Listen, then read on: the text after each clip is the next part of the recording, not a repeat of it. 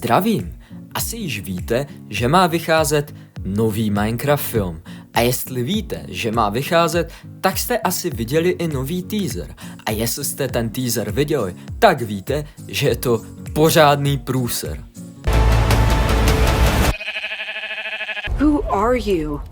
I am Steve. Okay. Ale zase na druhou stranu, obrovská firma se rozhodla udělat film založený na hře, v níž prakticky neexistuje příběh čistě za účelem zisku, přitom do hlavní role obsadí herce podstatně staršího, než by mělo být, a prakticky jen kopíruje již existující ne až tak dobrý film, akorát že hůř. Kdo by jen čekal, že by ten film nemusel být úplně dobrý? Klid. Abych tomuto patvaru z pekla nedával víc pozornosti, než je třeba, nebude toto video o něm. Naopak se dnes ukážeme 5 Minecraft filmů, na které se podívat radši, než na nový reálný Minecraft film.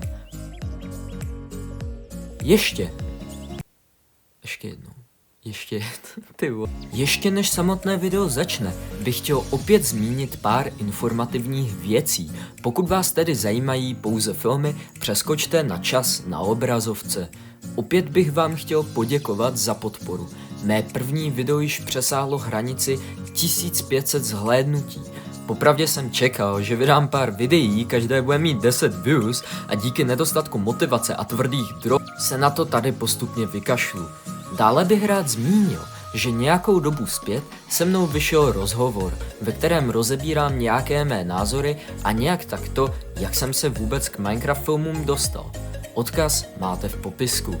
V poslední řadě bych rád zmínil, že jsem nově vytvořil Discord server, kam mi můžete posílat zpětnou vazbu, nějaké ty materiály na reakci, popřípadě můžete diskutovat s ostatními fanoušky této scény. Nyní to již opravdu nebudu okecávat, jdeme na video. To byl porod, ty. Prokletí hor je mým nejoblíbenějším filmem na scéně. Jedná se o 1,5 hodiny dlouhý počin studia Twins hororového žánru, jehož atmosféra a napětí přesahuje jakýkoliv snímek na scéně. Dává vám v průběhu celé své stopáže nepříjemný klaustrofobický pocit a zároveň vás dokáže překvapit svými závěry. Má sice své slabé stránky, třeba co se dialogů týče, ale nikdo mu nemůže upřít jeho jedinečné místo v tomto žebříčku. Psychopat je nejnovější dílo studia Pixelated. Zaujal mě zejména tím, že se jedná o nový film, nového a neznámého studia.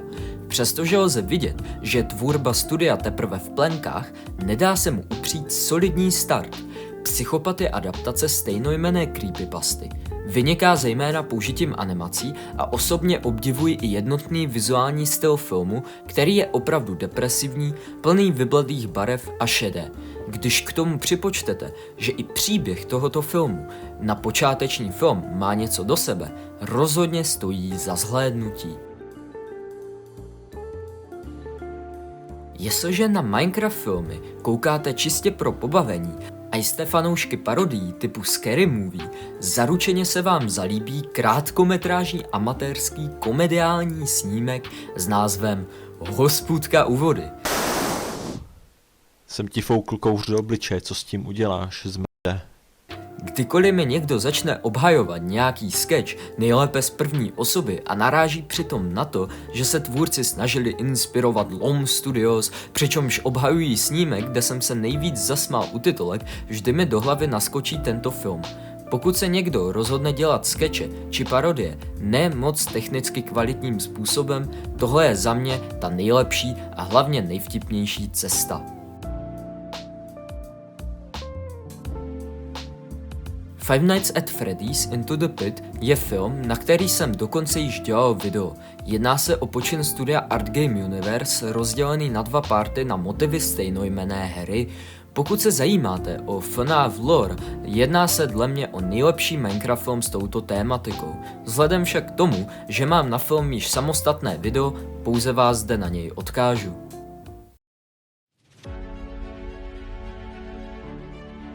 Jako poslední jsem vybral film, který mi zanechal šrámy nejen na duši. Film tak významný, že neexistuje jediné video na tomto kanále, ve kterém bych se o něm nezmínil. Film tak dokonalý, že jeho význam si my, normální smrtelníci, ani v těch nejdivočejších snech nedokážeme představit. Nemluvím o žádném jiném počinu, než je Mám jen jedno přání. Tento film rozebírá ta nejhlubší a nejzasší témata lidské mysli na nepředstavitelně ezoterické úrovni a taky jsem ho natočil já, takže se na něj běžte podívat, ať mám love a můžu se tady na to Tak, to bude konec tohoto videa. Jestli se vám líbilo, budu rád, když zanecháte nějaký ten komentář a jak jsem již říkal, mám nový Discord server, odkaz na něj máte v popisku.